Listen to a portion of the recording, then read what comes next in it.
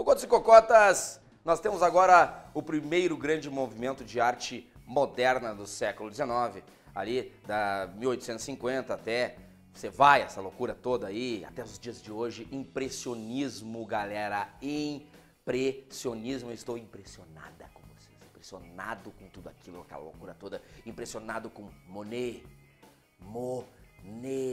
Renoir, Sisley, Basile, Pissarro, Degas, deuses do Olimpo, entrem em mim, entrem nas minhas cores complementares. A utilização de cores complementares, cores mais puras, e essa ideia de capturar ou captar os efeitos das luzes nos objetos, né, o efeito fugazes das luzes, isso é muito importante para o impressionismo. Impressionismo, a palavra certa é luz, né? A prova do Enem cobra algumas coisas como, por exemplo, a ausência de contorno nítido. Eles começam a romper com essa ideia da representação, a ausência de contornos, praticamente não usavam o preto. E essa ideia, essa brincadeira com as cores. Então, por exemplo, tu pega ali e bota um pontinho amarelo, embaixo um pontinho vermelho, e de longe o teu olho forma o laranja. Então os realistas ali, Courbet, conhece Manet, e Manet começa com aquela obra O Almoço na Relva a transmitir essa ideia das sombras coloridas, então não é só preto a sombra. Então dentro do preto eu tenho um pouquinho do roxo, um pouquinho do marrom, um pouquinho do verde, então eles evitavam essa ideia aí de sombras escuras, tonalidades acinzentadas, essa coisa meio opaca. Então a paleta impressionista é uma paleta muito mais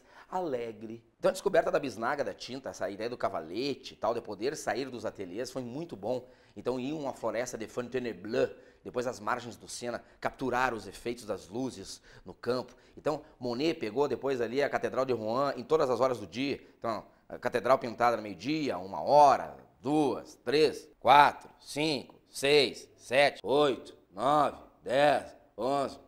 Mãe, deu, vem me limpar. Pô, os caras, é chatíssimo, mas era para capturar esses efeitos das luzes aí na igreja, nas árvores. Tem uma cocota que aparece com uma tonalidade de verde. Daí os caras tinham o Renoir. Mas quem é essa mulher verde aí? Não, mas é que é o reflexo da árvore nela. Então, impressionismo é basicamente isso, são os efeitos fugazes das luzes, cores complementares, cores mais puras. Eles não dissociavam muito na paleta, não misturavam muito as cores, deixavam elas mais como elas realmente são. Tá? Então essa é a ideia dos impressionistas aí, essa pesquisa junto com os químicos aí para elaborar esse negócio todo que vai criar depois os pixels, né? Que é que a gente usa hoje nas televisões, nos aparelhos de celulares, essa coisa toda. Depois dessas investigações de cores complementares e tudo mais, alguns artistas vão optar por um caminho um pouco diferente, como, por exemplo, Van Gogh. Galera, Van Gogh é realmente infinito, então tem muitas coisas sobre Van Gogh que são maravilhosas, a vida dele, a relação dele com o Theo, essa coisa da angústia, os girassóis derretidos, ele começa a emplastar um pouco mais a tinta, isso é bem interessante. Camadas grossas de tinta, a utilização do preto, a volta do contorno são características de muitos dos pós-impressionistas. Van Gogh é um deles, o outro é Cézanne,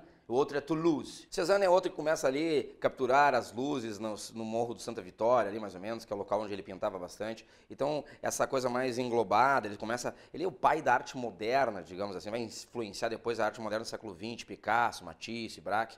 Ele faz esses contornos meio geometrizados, então ele bota a obra As Banhistas, extremamente geometrizada a obra, bem interessante esse processo dele. Também camadas grossas de tinta, essa coisa toda. E Toulouse-Lautrec com a coisa do submundo, né? Então pintava bastante fluido, a tinta bastante derretida. A ideia do Moulin Rouge, os cabarés, ele é o primeiro a fazer a publicidade e propaganda. Ele bota um pôster grudado num poste e a galera rouba o pôster. Maravilhoso, cara. Eu adoro. Depois você vê a padaria assim, ó, venha comer o pão do Zé, né? Sei lá, motel Bang Bang, é só chegar e mandar bala. Inspirado por Van Gogh, essa coisa da expressividade, essas camadas grossas de tinta, essa dramaticidade, essa angústia, vamos ter aí o expressionismo de Edvard Munch, que depois vai inspirar o expressionismo alemão. Muito interessante a ideia da descaracterização do belo. Então eu tenho uma obra, O Grito, com uma criatura andrógena na frente gritando, com a falta de acabamento, volta o contorno escuro, volta essa plasta de tinta, pintavam rapidamente, botando a sua expressão. Então a tinta parece que está derretendo, figuras alongadas. É bem interessante o trabalho do Grito aí, de Edvard Munch. Cocotos e cocotas, então nós temos aí o expressionismo.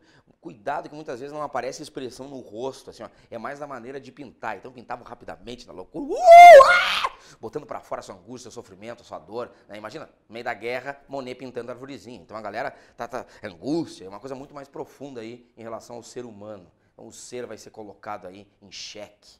Então é o seguinte, agora nós vamos ao cubismo. Eu falei cubismo, maravilhoso aí. Nós temos aí um caso inspirado nas banhistas do Cézanne.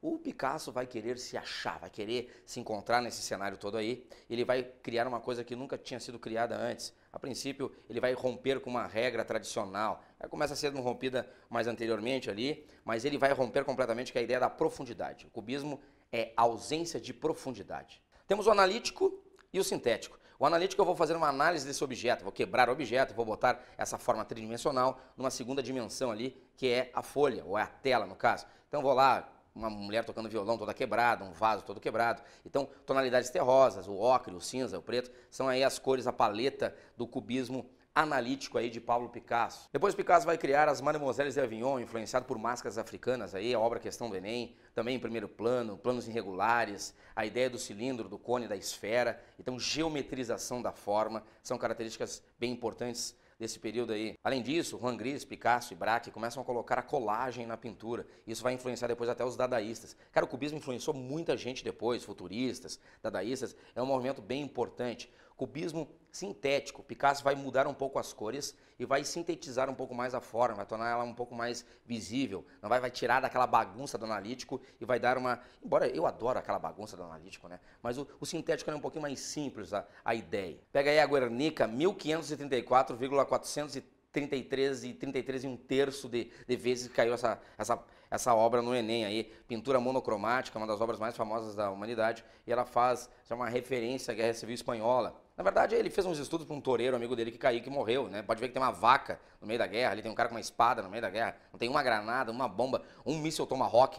Mas beleza, ele fez aquilo ali, se oportunizou desse momento histórico aí, que é a invasão à cidade de Guernica. Então, a obra monocromática em primeiro plano, mostrando um pouco do horror. Eu tenho luzes ali, mostra a luz do fogo, a luz de fora, a luz artificial, a luz das salas de tortura. Então, tem muita coisa interessante acontecendo ali, um cavalo meio aberto, a coisa do sofrimento, então sendo colocado aí na pintura de Pablo Picasso aí, esse cubista famoso. Todo ano cai essa pintura aí no Enem, a Guernica, então deem uma olhada nela, pode cair com a história, português, literatura, educação física, qualquer coisa eles botam a tal da Guernica. Então deem uma olhada aí, porque é uma questão bastante importante, essa obra aí, bem famosa, do grande Pablo Picasso, aí, o maior nome do cubismo, que vai influenciar depois o futurismo. Futurismo ainda, o Bolsone, o Marinetti começa a criar essa ideia do manifesto futurista, vamos queimar os museus, jogam repolho nas pessoas, a ideia do movimento, do ritmo, da força.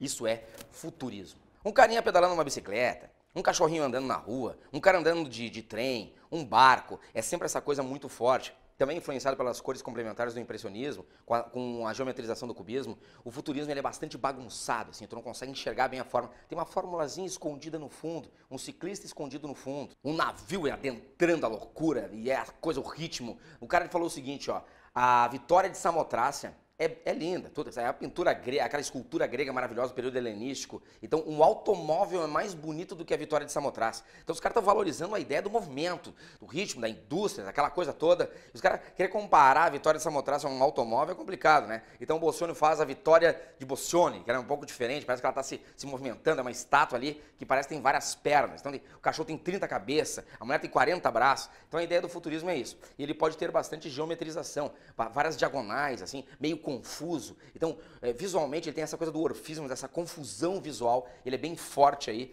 no trabalho do Boccioni, de vários outros grandes. Giacomo Balla, lembra da bala? Parece que é uma bala de revólver. É uma coisa bem forte aí. O futurismo aí pode cair na nossa prova também. Galera, agora eu vou pegar um dicionário de francês, vou ficar girando e aleatoriamente vou enfiar o dedo nele. Vai cair a palavra dada, que significa, sei lá, cavalo de brinquedo.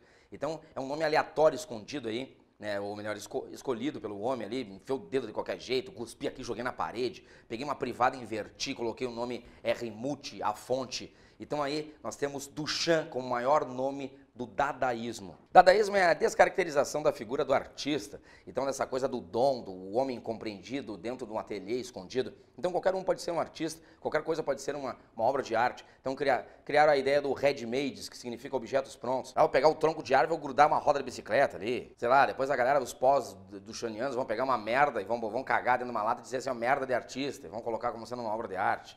Então, geralmente é um objeto pronto que a galera dá um outro significado para ele. né? Por que que uma privada não pode ser uma obra de arte? Por que que, sei lá, uma escova de cabelo não pode ser? Daí vão grudando ali, vão fazendo essas loucuras de hoje. Então o dadaísmo aí é bem importante. O homem está entre guerras, qual o motivo do homem estar em guerra? Qual a ideia da morte? Então ele acompanha aí o processo existencial do homem. Então o homem está matando outro homem, que para mim não faz sentido nenhum e para eles também não. Então, tipo, matar outro homem, então a arte também não vai fazer mais sentido. Então nós temos Duchamp como o maior nome do dadaísmo. Qualquer loucura que vocês veem na prova, pode ter certeza que é dadaísmo. Uma coisa dada. Dada, dada, dada. O dadaísmo aí começa a surgir e tal, e a galera começa aí, um grande nome, Salvador Dalí. Freud publica em 1900 o livro de interpretação dos sonhos. Então, essa coisa do sonho, que a gente tem cada sonho inacreditável, tu sonha que tá correndo e não sai do lugar, tu quer dar um soco e não tem força, tu grita e não sai som, né? A gente sonha muito com isso, adolescente sonha muito com isso, que a prova tá longe, então tem esse sonho de impotência, que tu não consegue chegar na coisa. Então, Freud começa a analisar isso daí, e o Salvador Dalí vai acompanhando esse processo todo. Aqueles bigodes enrolados do Salvador Dalí, inspirados em Velázquez.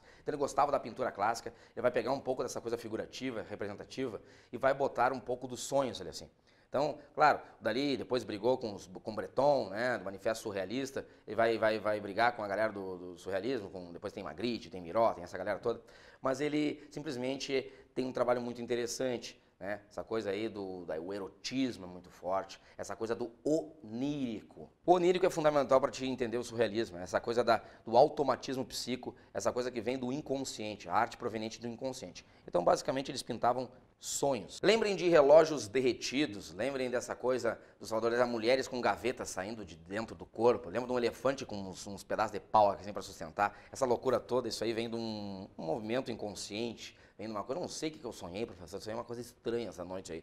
Sonhei que uma pessoa me olhava e cuspia bolas de gude na minha cara. O que é isso? O que significa? Então essa ideia toda vai ser buscada, essa pesquisa toda vai ser investigada pelos surrealistas, principalmente o Salvador Dalí, aí, o maior nome do surrealismo. E depois disso tudo, nós temos um homem chamado Andy Warhol, com a ideia da pop art. Então a pop art tem essa coisa da banalização da sociedade de consumo. Vou pegar uma caixa de brilho box ali, vou tirar o sabão em pó de dentro e vou botar e vou vender por $7.000, sendo que eu comprei por $2,50. Essa coisa meio Romero Brítica, assim, de várias Marilyn Monroe, vários Michael Jackson, vários Mao Tse Tung, essa coisa toda. Tem um vídeo meu também na internet sobre a pop art, é bem legal, bem divertido, né? O Vini sempre editando da melhor maneira possível. Então a pop art é isso, essa coisa da banalização dessa sociedade de consumo. Então tem a perseguição do ícone, eu tenho várias pessoas aí, repetidas aí, com uma tautologia, que é a repetição com uma leve modificação, uma cor, uma coisa que modifica. Além disso, o Warhol colocou a serigrafia como linguagem artística. Antes era só uma coisa qualquer ali, uma coisa meio enfim, tipo uma coisa meio industrializada. Então ele coloca aquilo como uma forma de arte. Então vou botar uma serigrafia ali e vou vender por $300 milhões aquilo ali. Ele é responsável pela frase, no futuro todos terão 15 minutos de fama. Olha o que foi meu vídeo aí do Santander, como bombou. Minha mãe foi xingada por 10 gerações, mas tudo bem. Tem um vídeo dele chamado Sleep, que são várias... Ele pega um vídeo, assim, uma repetição de umas imagens aí, e bota são 6 minutos de vídeo. Ele faz repetir durante 6 horas. Cara, isso vai estimular a criação do videoclipe depois. A MTV vai pegar a geração, eu sou geração MTV, Cazé, né, aquela coisa, Disque MTV, na cara. Vocês nem sabem o que eu tô falando, né? Mas tudo bem. Isso veio do Andy Warhol. Outro grande nome é o Lichtenstein, que ele pega aquela ideia dos quadrinhos ali, né, e vai botar nos outdoors enormes. Então, essa ideia do soco, do tiro, da menina, dessa coisa do boom, essas imagens assim, tipo, que são bem interessantes para a ideia da propaganda. Então, é um movimento aí bastante social, ele vai brincar com essa ideia da banalização do que a gente consome e vai colocar aquilo como forma de expressão artística. Vocês vão ver uma serigrafia, uma pintura com várias latinhas de feijão, assim, repetida, né? Então, uma coisa meio... Isso é pop art. Então, depois da pop art, vai criar uma coisa que é essa coisa do contemporâneo, a arte contemporânea. Então, o contemporâneo tem um pouco de, sei lá, op art, que é essa coisa da ilusão visual, enfim. Eu tenho uma coisa que é a body art, vou usar o corpo como forma de representação artística. Eu tenho arte conceitual aí, com Kuzuti e Joseph Beuys. Eu tenho uma arte performática, Marina Abramovic. Então, tem instalações. Então, tem uma série de coisas que vão vindo depois aí da pop art. Por exemplo, eu tenho a obra do Kuzuti, 1 e 3 cadeiras. Então, o que é a cadeira real? A cadeira, a foto da cadeira ou a definição de cadeira no dicionário. Então, questiona essa coisa do conceito. Então, a arte já saiu do suporte ali, ela virou um objeto, ela virou uma coisa banal, um produto, e agora ela vira uma coisa mais, um pensamento. Joseph Beuys é outro grande nome desse movimento aí que é arte conceitual. Joseph Beuys pega uma lebre morta e cochicha no seu ouvido, ensinando ela a arte moderna. Então fica ali nas pinturas de Picasso, dizendo assim, Ó, eu não sei, a gente não sabe o que é aquele cochicha. Então isso é conceitual. Enche a cara de mel para mostrar a sociedade concreta das abelhas, a lebre como símbolo da fertilidade. Isso é conceito. Então vou aplicar conceito na arte agora. Body art, cara, eu não sei nem o nome do cara, mas ele vai pegar o tico, vai cortar e vai se atirar pela janela. Ele vai usar o corpo como forma de manifestação artística. Depois a galera vai bater a cabeça na parede até sangrar. Tem muito sangue, tem muitas fezes, tem muito excremento. Isso é body art. Vou usar o meu corpo como forma de representar meus instintos, a minha visão do mundo. Mariana Maramovic, maravilhosa, com aquelas performances, aqueles happening. Eu vou compartilhar 1 minuto de silêncio com o espectador.